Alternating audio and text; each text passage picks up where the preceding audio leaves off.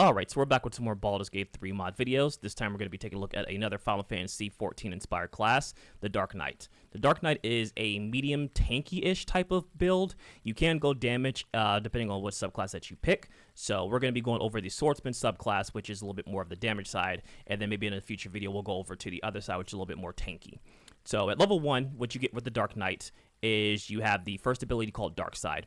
Dark Side gives you a +2 to hit and +2 to damage with your weapon attacks and your Dark Side abilities.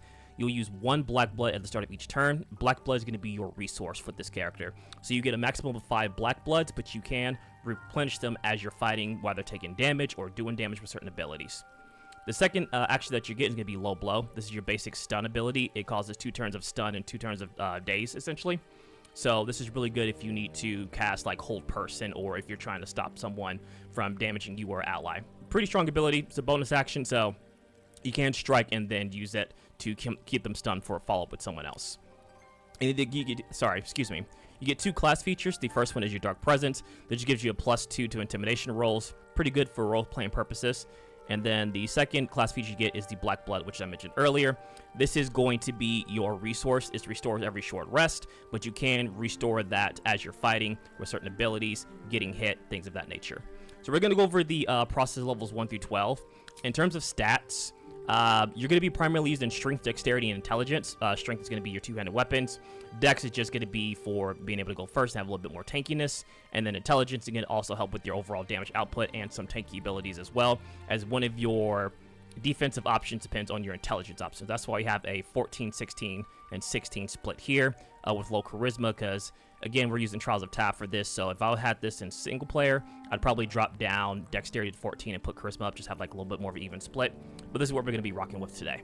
So we'll go ahead and go through the level 1 through 12 process, and then I'll go ahead and show off some combat. Alright, at level 2, you get a health increase, and you get your second action here. This is going to be Edge of Darkness. This is going to be your primary damage dealer. It does 2 to 6 force slashing damage and 1d8 necrotic damage. Pretty strong. It does use your Black Blood, so you want to be careful with that if you're using Dark Side, in addition to Edge of Darkness, because you will run out of those resources quickly. At level 3, we get the option to choose a subclass. We get another health increase, and we get 2 more subclass features. The 2 subclasses that we get is the Stalwart Soul, which is a little bit more of the defensive option. This allows you to take a little bit more hits and replenish your blood, your Black Blood a little bit faster, or to keep it upkeep as you're fighting. The Dark Swordsman is the opposite of that. This is a little bit more damage, a little bit more of in-your-face attacking. And then you get a subclass feature, Blood Weapon. Your weapon attacks have been steeped in siphoning magic, granting you the chance to restore Black Blood upon striking an enemy within 15 feet. So you can use that to strike enemies, and there's an off chance that you will get your Black Blood, which allows you to keep your Dark Side up. You also get Swordsman Techniques, Delirium. This is a melee attack that imposes mentally weakening magics upon the target falling. Upon targets that fail an intelligence saving throw. So pretty simple there. You can use this every attack roll, so it's not like you can only use it once per short rest or long rest. And if they fail an int save, they become Delirium, which is suffering effect that reduces their intelligence, wisdom, and charisma by 4. Pretty strong ability. Spitting Slash.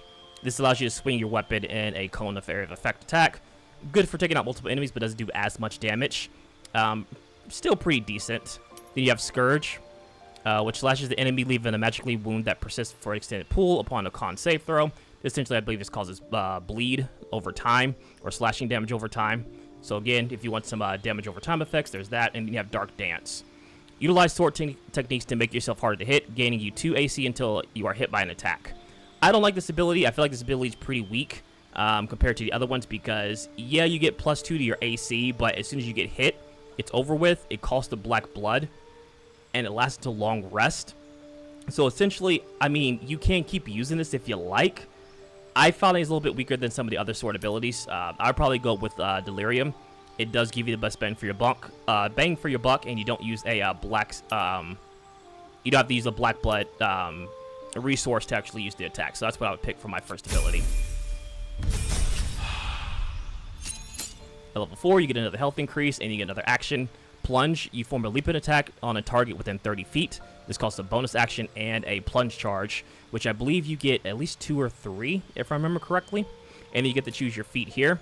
Ability improvement's always a good choice to start off first. If you want to do more damage, I would start going towards intelligence or strength. I would probably do intelligence to get that up to 20.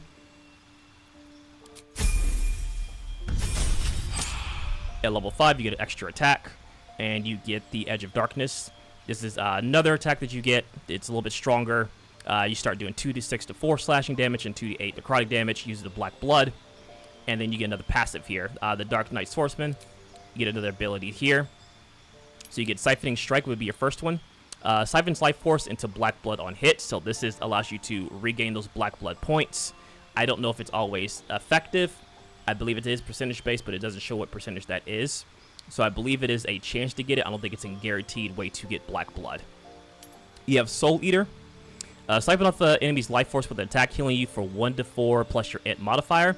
This is why we want to have our intelligence up, because this will do more damage the higher our intelligence is, and it also lets us regain our life. We have Power Slash. Slash your target, forces them to attack you until the end of their turn, so this is basically just a way to draw them to you as a taunt, which is very strong. Very reminiscent of the taunt ability in Final Fantasy XIV.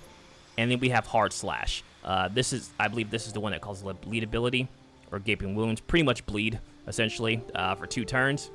Depending on how your playstyle is, I would go with either Siphoning Strike or Soul Eater. Siphoning Strike is a little bit stronger because of the chance to always regain your Black Blood. Soul Eater is really good just to regain health consistently, and it doesn't seem to use like a Black Blood resource, so both are pretty strong options depending on your playstyle.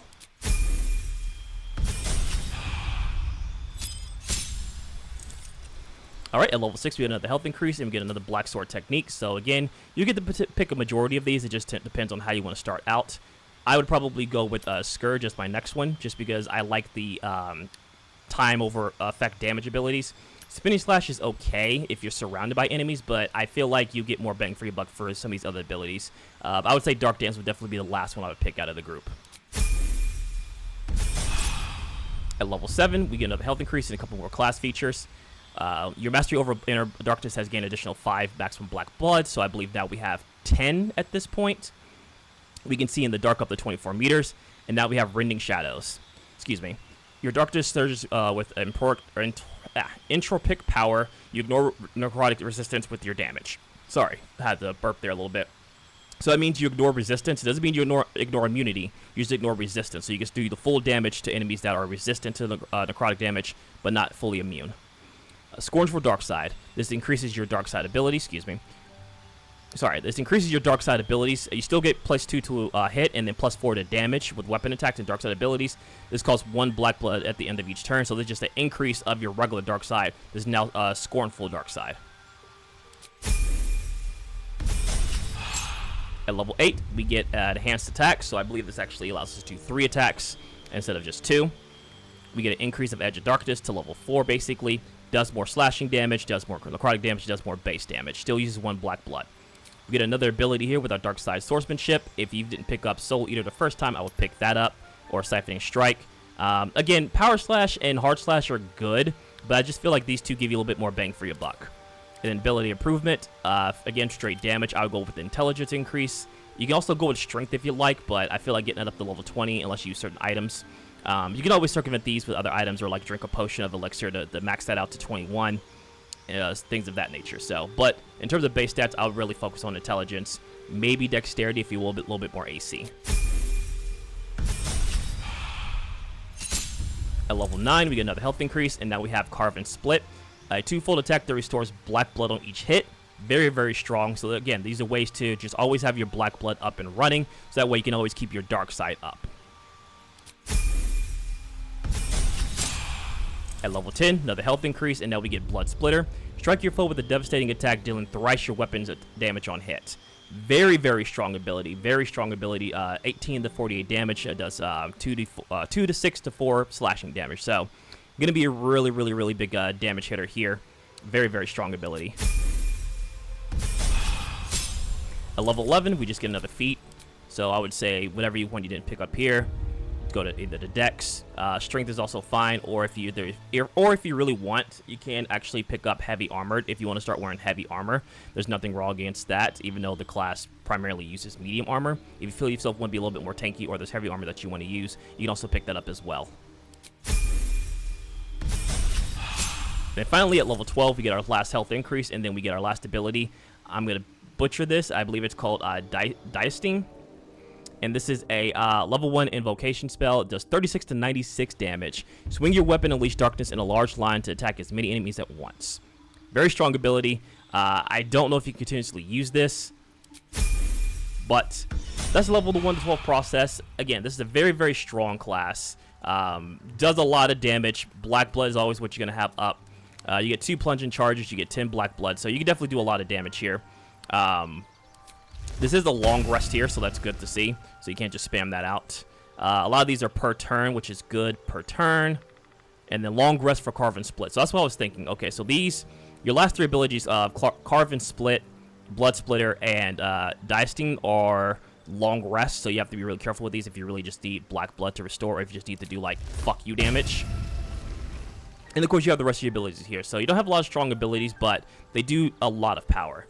Now, in terms of armor, you want to wear medium armor. The armor I have now is just more clothing. I'm going to use a mod to just put this over, like, some medium armor. But as I want to showcase what it is, this is from the Final Fantasy mod pack that I will try and link in the description down below. It just gives you clothing that is reminiscent of Final Fantasy games from the past, such as 1, 2, 3, 14, so on and so forth. This is the Fallen Armor set, which I'm going to be primarily using here. So I will showcase some gameplay. Gear-wise, I would say anything that will boost your strength up or index up if you don't have, like, your int up already 20 or vice versa, things like that. Your favorite armor, whatever you like to pick for medium armor. I can't tell you how to play. And just also, you might have bots installed too, so, like, me giving you item recommendations really doesn't matter per se. Just know that you primarily should be using medium armor and a 2-handed weapon. Doesn't have to be a great sword, but I recommend great swords just kind of fit the theme of the character. So I'll showcase some combat. Hopefully you guys enjoy, and I'll see you next time.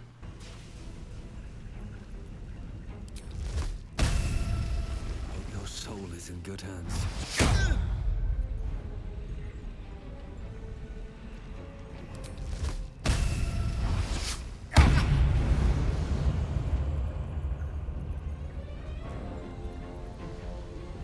One can't always be a gentleman.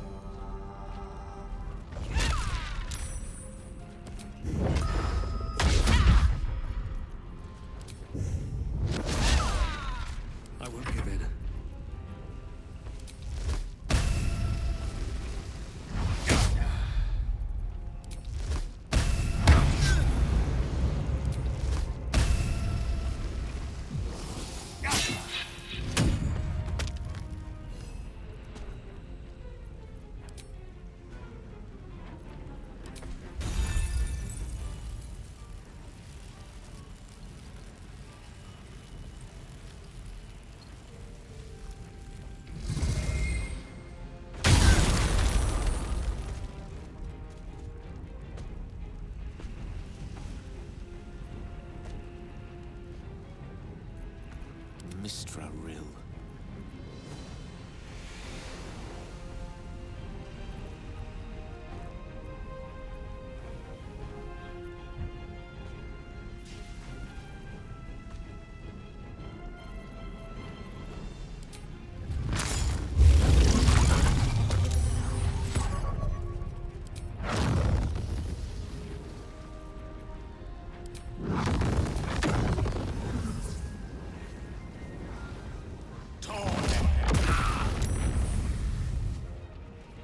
Pawn to Cleric 4.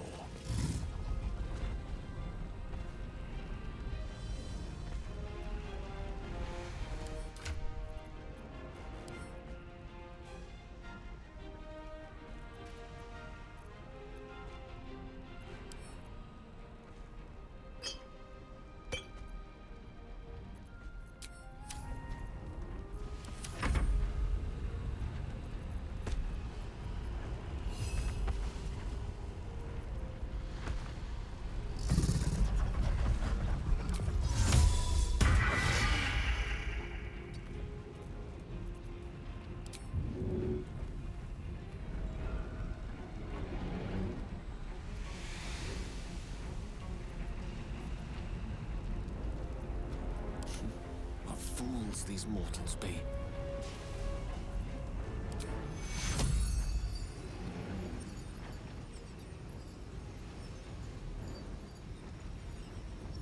Take you.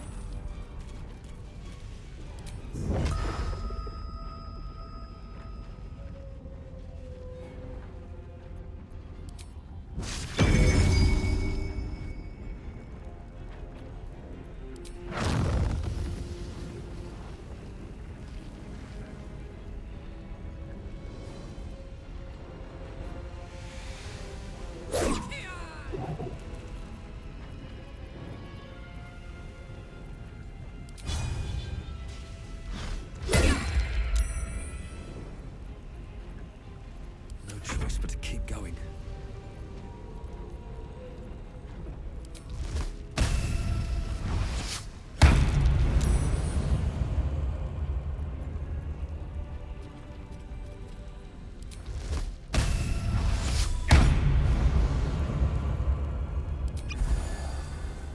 Battle of wits.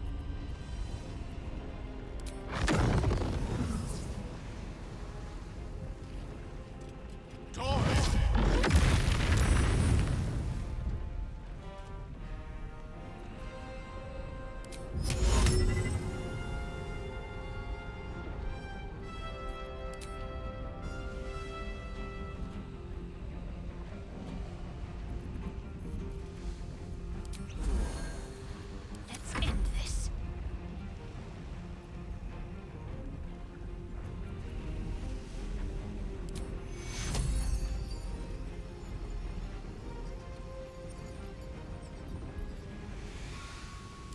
Take your.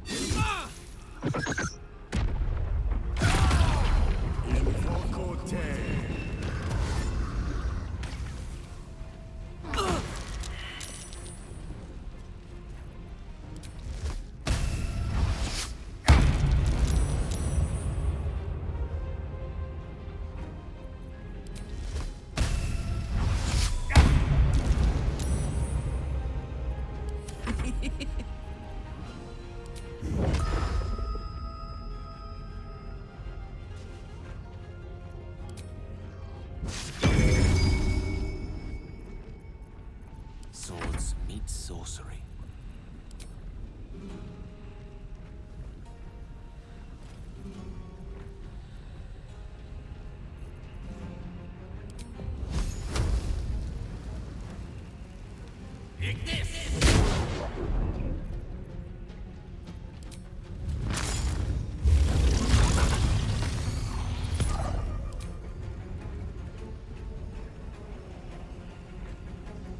I'm ready.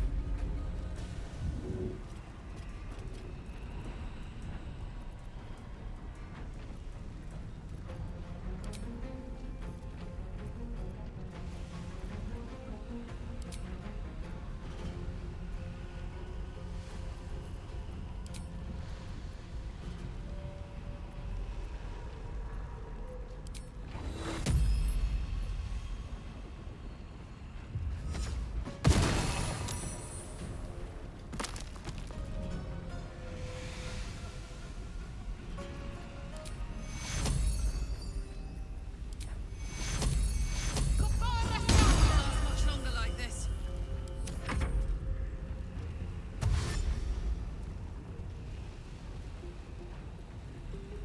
Soldier, I need your help.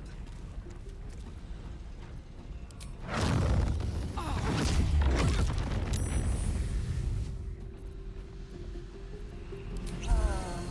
wonder if this is worth the cost.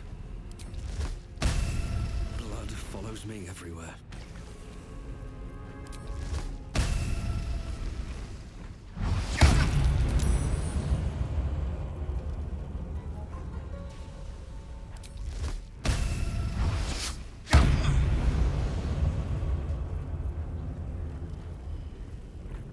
Death is but a word away.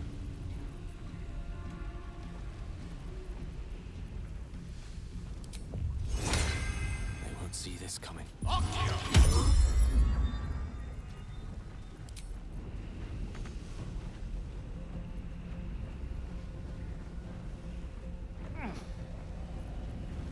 to focus.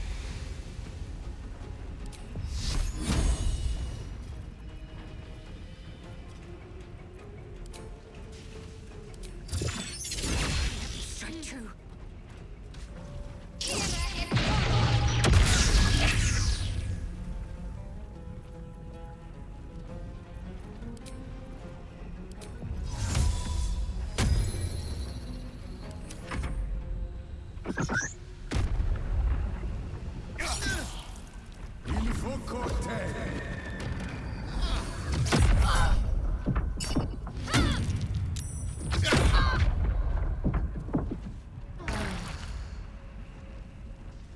Ready for this? I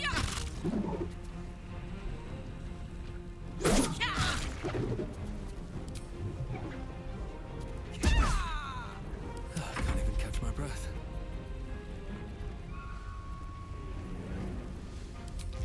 Cut to the chase.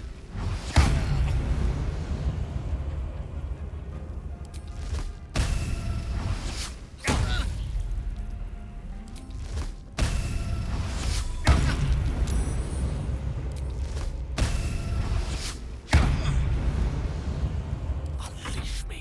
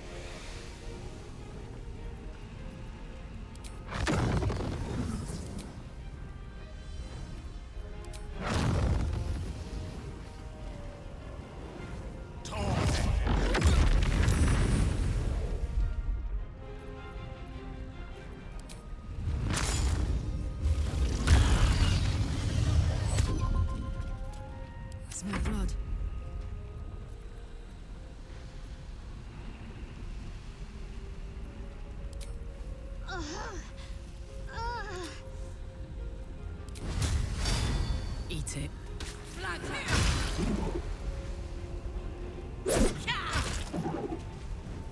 Nothing will stand in my way. Time for some bloody work.